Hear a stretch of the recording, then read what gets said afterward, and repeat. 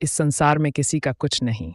बेकार में सब कुछ अपना समझना मूर्खता है, क्योंकि अपना होता हुआ भी कुछ भी अपना नहीं होता। इसलिए हैरानी होती है, घमंड क्यों, किस लिए और किसका। कुछ धन दान करने वाला यदि ये कहे कि उसने ऐसा किया है, तो उससे बड़ा मूर्ख और कोई नहीं है। और ऐसे भी लोग हैं जो हर महीने लाखों का दान करते हैं, लेकिन उसका जिक्र तक नहीं करते हैं। वास्तव में ज़रूरतमंद और पीड़ितों की सहायता करना ही दान है, पुण्य है। ऐसे व्यक्ति पर लक्ष्मी की सदा कृपा होती है। पर क्या किया जाए, देवताओं तक को अभिमान हो जाता है, और उनके अभिमान को दूर करने के लिए परमात्मा को ही कोई उपाय करना पड़ता है। गरुड़, सुदर्शन चक्र और सत्यभामा को भी अभिमान हो गया था, और भगवान श्री कृष्ण ने उनके अभिमान को दूर करने के लिए हनुमान जी की सहायता ली थी। श्री कृष्ण ने अपनी पत्नी सत्यभामा को स्वर्ग से पारिजात लाकर दिया था, इसीलिए वह अपने आप को श्री कृष्ण की अत्यंत प्रिय और अति सुंदरी मानने लगी थी। सुदर्शन चक्र को यह अभिमान हो गया था कि उसने इंद्र के वज्र को निष्क्रिय किया था। उसको यह घमंड था कि भगवान श्री कृष्ण आखिर मेरी ही सहायता लेते हैं, और गरुड़, वह भगवान कृष्ण का वाहन था, इसलिए वह समझता था कि भगवान मेरे बिना कहीं जा ही नहीं सकते, इसलिए मेरी गति का कोई भी मुकाबला नहीं कर सकता। भगवान अपने भक्तों का सदा ही कल्याण करते हैं। इसलिए उन्होंने हनुमान जी का स्मरण किया। तत्काल हनुमान जी द्वारिका आ गए। हनुमान जान गए कि प्रभु ने क्यों बुलाया है। श्री कृष्ण और श्री राम दोनों एक ही हैं, वो ये भी जानते थे, इसीलिए सीधे राजदरबार नहीं गए। कुछ कौतुक करने के लिए उद्यान में चले गए। वृक्षों पर लगे फल तोड़ने लगे। कुछ खाए, कुछ फेंक दिए, वृक्षों को उखाड़ फेंका, कुछ को तोड़ डाला।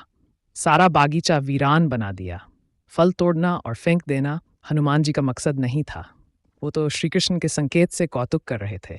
बात श्री कृष्ण तक पहुंची। किसी वानर ने राजसी उद्यान को उजाड़ दिया है, कुछ किया जाए।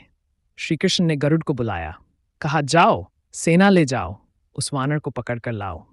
गरुड़ ने कहा, प्रभु, एक मामूली वानर को पकड़ने के लिए सेना की क्या जरूरत है? मैं अकेला ही उसे मजा चखा दूंगा। कृष्ण मन ही मन मुस्करा दिए। जैसा तुम चाहो, लेकिन उसे रोको, वैंते गए। हनुमान जी को ललकारा, बाग क्यों उजाड़ रहे हो, फल क्यों तोड़ रहे हो? चलो, तुम्हें श्री कृष्ण बुला रहे हैं।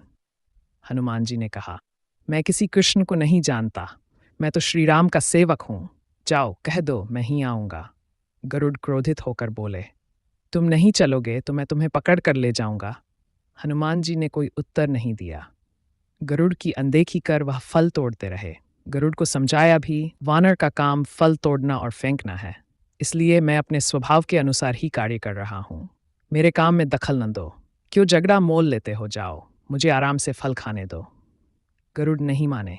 तब हनुमान जी ने अपनी पूंछ बढ़ाई और गरुड़ को दबोच लिया। उसका घमंड दूर करने के लिए कभी पूंछ को ढीला कर देते, गरुड़ कुछ सांस ले लेता, और जब कसते तो गरुड़ के मानो प्राण ही निकल जाते। हनुमान जी ने सोचा, भगवान का वाहन है, प्रहार भी नहीं कर सकता, लेकिन इसे सबक तो सिखाना ही होगा। पूंछ को एक झटका दिया और गरुड़ को दूर समुद्र में फेंक दिया। बड़ी मुश्किल से गरुड़ दरबार में पहुंचा। भगवान को बताया, वह कोई साधारण वानर नहीं है, मैं उसे पकड़कर नहीं ला सकता। भगवान मुस्करा दिए। सोचा, गरुड़ का घमंड तो दूर हो गया, लेकिन अभी इसके तेज वेग के घमंड को चूर करना है। श्री कृष्ण ने कहा, गरुड़, हनुमान श्री राम जी का भक्त है, इसीलिए नहीं आया। यदि तुम कहते कि श्री राम ने बुलाया है तो फौरन भागे चले आते। अब हनुमान मलय पर्वत पर चले गए हैं। तुम तेजी से जाओ और उससे कहना श्री राम ने उन्हें बुलाया है। तुम तो तेज उड़ सकते हो, तुम्हारी गति बहुत है, तो उसे अपने साथ ही लेकर आना। गरुड़ तेज वेग से उड़े, मलय पर्वत पर पहुंचे। हनुमान जी से क्षमा मांगी, कहा भी कि श्री राम ने आपको याद किया है, अभी आओ मेरे साथ, मैं तुम्हें अपनी पीठ पर बिठाकर मिनटों में द्वारिका ले जाऊंगा। तुम खुद चलोगे तो देर हो जाएगी, मेरी गति बहुत तेज है, तुम मुकाबला नहीं कर सकते। हनुमान जी मुस्कराए, भगवान की लीला समझ गए, बोले, तुम जाओ, मैं तुम्हारे पीछे ही आ रहा हूं।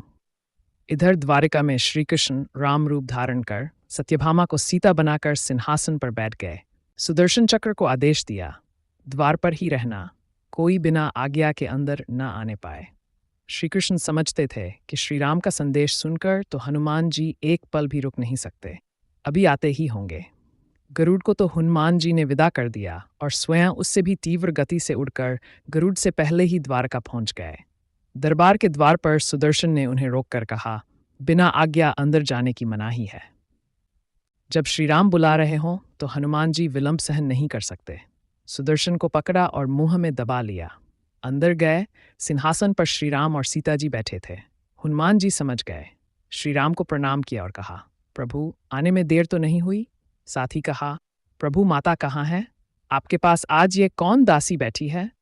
सत्यभामा ने सुना तो लज्जित हुई, क्योंकि वह समझती थी कि कृष्ण द्वारा पारिजात लाकर दिए जाने से वह सबसे सुंदर स्त्री बन गई है। सत्यभामा का घमंड चूर चूर हो गया। उसी समय गरुड़ तेज गति से उड़ने के कारण हाँफते हुए दरबार में पहुंचे। सांस फूल रही थी, थके हुए से लग रहे थे, और हनुमान जी को दरबार में देखकर तो वह चकित हो गए।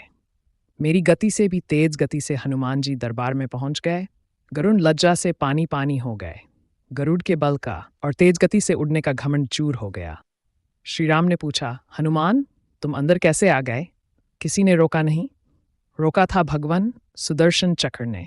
मैंने सोचा आपके दर्शनों में विलंब होगा, इसलिए उनसे उलझा नहीं, उसे मैंने अपने मुंह में दबा लिया था।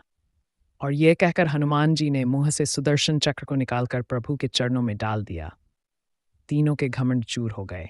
श्री कृष्ण यही चाहते थे। श्री कृष्ण ने हनुमान जी को गले लगाया।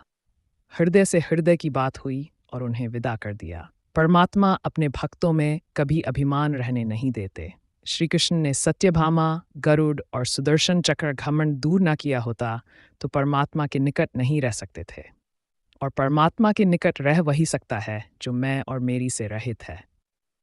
श्री राम से जुड़े व्यक्ति में कभी अभिमान हो ही नहीं सकता।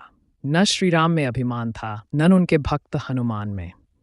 न श्री राम ने कहा कि मैंने किया है, और न हनुमान जी ने ही कहा कि मैंने किया है।